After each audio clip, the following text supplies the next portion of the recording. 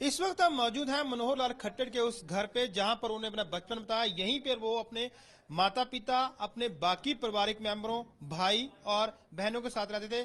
5 भाई हैं उनके और 2 बहनें हैं। इस घर में यानी कि कह सकते हो बनियानी गांव के इस घर में उन्होंने अपना बचपन बिताया है, पढ़ाई पूरी की। पढ़ाई के बाद वो फिर शहर की तरफ गए हैं, यानी कि पूरी जिम्मेवारी निभाई है। उनके भाई हमारे साथ मौजूद है, छोटे चरणजीत खट्टर जी, जो कि पेशे से अध्यापक है। चरणजीत जी, पहले तो मैं ये जानना चाहूंगा किस तरह का स्वभाव है, क्योंकि आपसे बड़े थे, वो सख्त स्वभाव है और आप लोगों को किस तरह से उन्होंने अपनी जिम्मेवारी निभाई?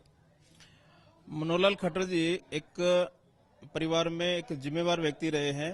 स्वभाव से थोड़ा सा ऐसा लगता है कि कठोर हैं वो, इसी कारण से कि भाई हम समाज में आगे बढ़े, क्योंकि गांव की पृष्ठभूमि से थे तो ऐसा लगता था उनको कि इनकी पढ़ाई लिखाई अधूरी न रह जाए, तो थोड़ा सा उनको कठोरता तो करनी पड़ती थी और वो हमारे भविष्य के लिए अच्छी बात थी।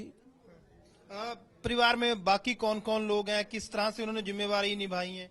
परिवार में भाई साहब हमारे बहन भाइयों में सबसे बड़े हैं और जिम्मेवारी तो छोटे भाई बहनों की अपनी वो समझते थे, जिम्मेवारी समझते थे पिताजी के बाद।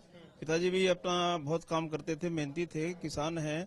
किसान रहे तो वो यहाँ पर गांव बनियानी में उन्होंने यहाँ पर आकर के 1958 में जमीनें खरीदी थी और वो तो उस वक्त सिर्फ 4 साल के ही थे।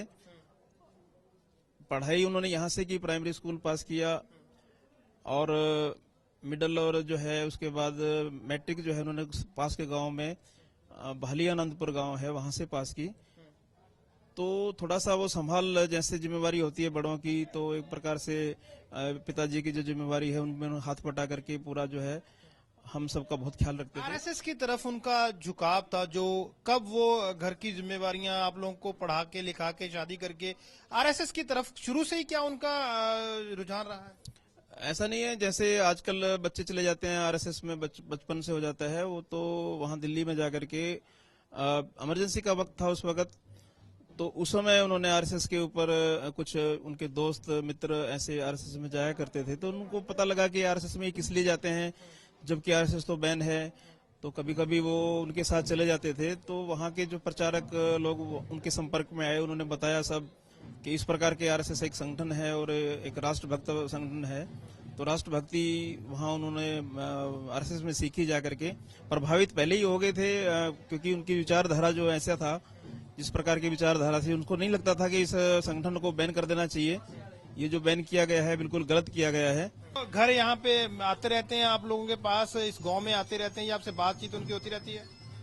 अभी तो ऐसे बहुत व्यस्त हैं, इतना आना जाना नहीं हो पाता, लेकिन पहले आते थे कि जब भी इस प्रकार इस तरफ का आना होता था तो मिलने आते थे, सब परिवार से बात करते थे और इस प्रकार की राजनीतिक चर्चा, सामाजिक चर्चा और देश क्या है, इस प्रकार की चर्चा होती रहती थी। विशेषकर पिताजी से बहुत चर्चाएं होती थी। ये चरण जी, जिस तरह से देखा, ये आम घर है हरियाणा के, जिस तरह से आम गांव से एक लड़का निकला था और उसी गांव के बाद अब ये आम तरह का एक गांव है और ज्यादा डेवलप नहीं है, क्योंकि रोहतक जिले में पड़ता है। हालांकि भूपेंद्र सिंह हुड्डा ने नारा जरूर दिया था कि उनके ऊपर दोष भी लगते रहे कि रोहतक बहुत ज्यादा जो है विकास किया है, पर यहाँ पे शायद ऐसा चीज नहीं दिख रही। आम गांव की तरह एक गांव है और इसी गांव से और इसी घर से उन्होंने अपनी पढ़ाई शुरू की, यहीं से अपना बचपन बिताया और फिर वो आगे बढ़ते गए और आज जो है मुख्यमंत्री की कुर्सी पर पहुंचे हैं। कैमरामैन गुलशन के साथ सरबजीत सिंह, एबीपी न्यूज, बनियानी गांव, रोहतक।